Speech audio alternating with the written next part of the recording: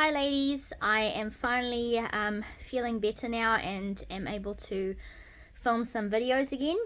So I am officially 19 weeks as of yesterday.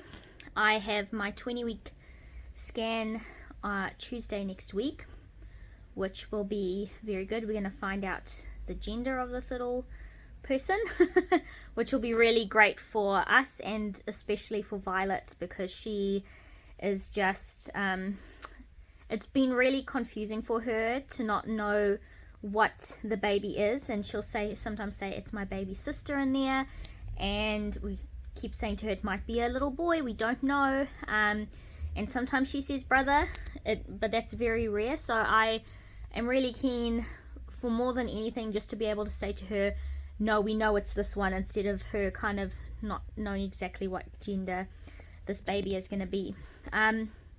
So I had hyperemesis again, and it went away at about 17 weeks. So it's only the last, sorry, I'm so shaky, I'm holding my phone.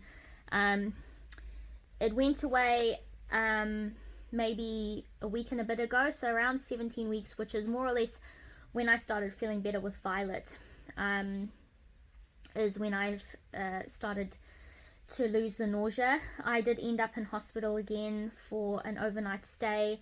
I needed 4 liters of fluid pumped into me, and they gave me some different anti-nausea medicine to try. So I was on Nausine and half a tablet 3 times a day, and metoclopramide 3 times a day, which helped with the vomiting, but not with the nausea. The nausea was pretty much there the entire time up until a few weeks ago. I still have a really strong sense of smell, and every now and then I'll just get a whiff of something and it'll just be like, you know, that nausea feeling will come back really strong, but it's bearable. And I haven't thrown up in a few weeks now. Actually I threw up maybe last week when I smelled something really strong, and it was early in the morning. But other than that, it's been basically back to normal in terms of the nausea. I lost 8 kilos in my first trimester, from not really being able to eat, not really being able to drink very much. I was really dehydrated, and I was in a really bad headspace, if I'm honest. Like, it was really tough. We were in New Zealand, was in lockdown, so one of the cool things, the helpful things, was that Myke was able to be home to help out with Violet, because I don't know how the heck I would have done that without him. But in saying that, he still had to work full time, and so he was in between working, coming in, checking on her, taking her for walks when he could, cooking meals for us, filling up my water when I could have a bit of water to drink. It was really, really tough. She was going stir crazy because daycare was closed. We weren't allowed to see anyone. You were basically trapped in your bubble, like many of you are experiencing around the world. So we had 4 weeks of that, and it was tough. It was really tough not being able to just even go and hand her to my folks and say, hey, can you watch her for the day, so that we could have a little bit of a break. And she was going stir crazy because I wasn't able to do anything with her other than put the TV on in our room and let her watch TV. And she's an active little girl, so it was really, really tough on her, on us, and I really struggled over lockdown. When level 3 hit and kids could go back to daycare, Violet went straight away, and just having her there those 2 days made a huge difference. My wonderful, amazing mum took 4 Fridays off at level 3 lockdown, so that's when we could extend our bubble to some more family members. And so Violet was going to her daycare 2 days a week, and then with my mum on a Friday, and she would stay overnight. So it meant we got Friday and a bit of Saturday morning to just kind of, for me to basically just lie here and feel sorry for myself, but also mostly for Myke to have a break, because he has just been amazing through this whole process. Like, I cannot speak highly of him enough, of how he took care of me, how he took care of Violet, how he looked after the house. I mean, you know, he did everything. I couldn't do anything this whole time. I feel so sorry for women who have hyperemesis their entire 9 months. I just don't think I have the mental capacity to be able to deal with feeling that awful for that long. Like, I mean, I know you're going to have to eventually muscle through it, but that was just really tough. I found that, I think because I knew what to expect because of having it with Violet, and then it just made it so much worse having Violet around, that I felt so guilty that I couldn't play with her, that I couldn't, you know, go on walks with them, that I couldn't let her even go play outside. You know, I was basically, for the first month, just basically in bed. And it took until week 17 for me to start feeling better. So sometimes I might have been able to go sit on the couch and then come back to bed. And that was basically my routine for 6 to 8 weeks. It's a long time. It's a long time to be feeling awful and crap and feeling guilty about not being able to do the things that you want to do. So second trimester we are in now. I am still, like, I've got a weird taste in my mouth all the time, even when I brush my teeth. And it's weird. Like, I don't feel pregnant. I haven't got as much of a belly as I thought I would have by now, you know, especially being baby number 2. You kind of, you have this expectation that you're going to be really showy. My placenta is in the front again, and so I'm feeling very little movement, very, very little movement. And so I was feeling really nervous, thinking the worst, you know, because I'm now feeling better, not really showing. You know, there's people that are going, oh, you're pregnant, you're 18 weeks, like, you know, you're going, yeah, sorry. And it just made me feel really nervous. So yeah, I was feeling like, you know, is everything okay? And Monday night I was lying in bed and I had my hand on my stomach and I felt the baby kick, and that was the first time I felt it from the outside.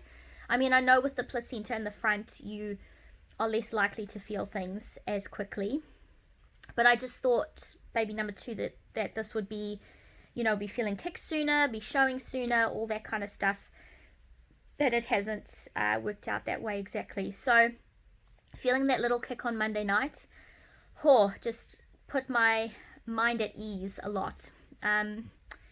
So I'm looking forward to the scan just to see the baby on the screen, see that everything is looking okay. Yeah, that's kind of where we're at the moment. I'm back at work. Things have changed a lot with my work with Corona, and what that's meant for me for my job. I still have my job. I'm very fortunate. Myke still has his job. So we are very blessed in that regard, that we still have our jobs.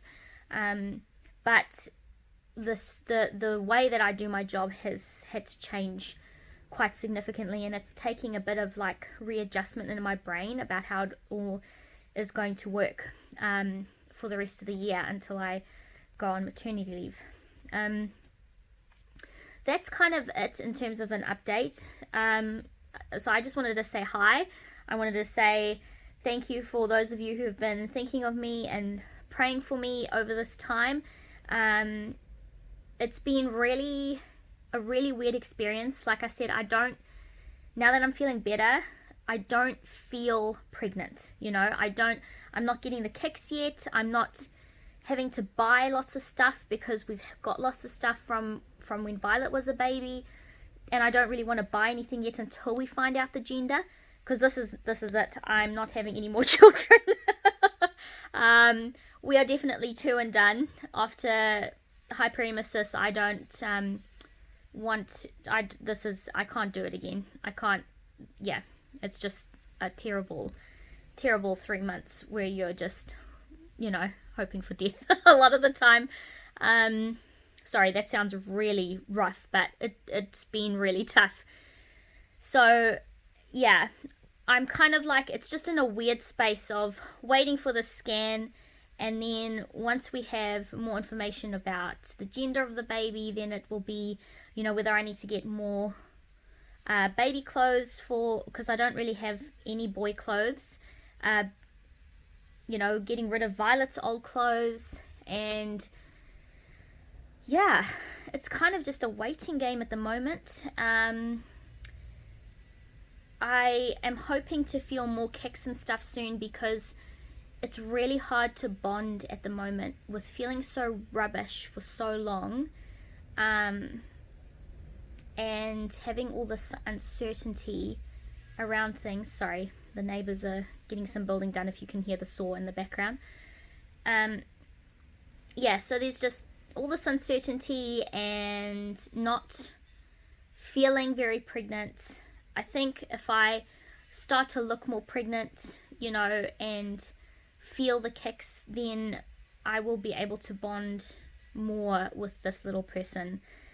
And I don't want to, I feel guilty saying that. I really do. I feel guilty saying how hard it's been, because I know that there's plenty of people who would love to be pregnant and expecting a baby. But I'm just being real with you guys, That's the reality of what it's been like for us. And I guess it's just hard not to be nervous about knowing what things were like with Violet. I had my breast abscess when I was breastfeeding, and I'm like, we're repeating a lot of what happened last time. Is it going to happen again? And I know if it does, we'll just deal with it. We'll make it work. But it's hard not to be nervous about what lies ahead, especially seeing I feel like we're, walking on similar territory. But I'm really excited to see Violet be a big sister. She is so excited about this baby. I'm excited for when she can start feeling the kicks. So when she can feel them, putting her hand on my tummy and stuff. And she already talks to my tummy all the time, even though most of what's sticking out now is just fat. It's not really baby. It's like the baby has pushed all the fat outside.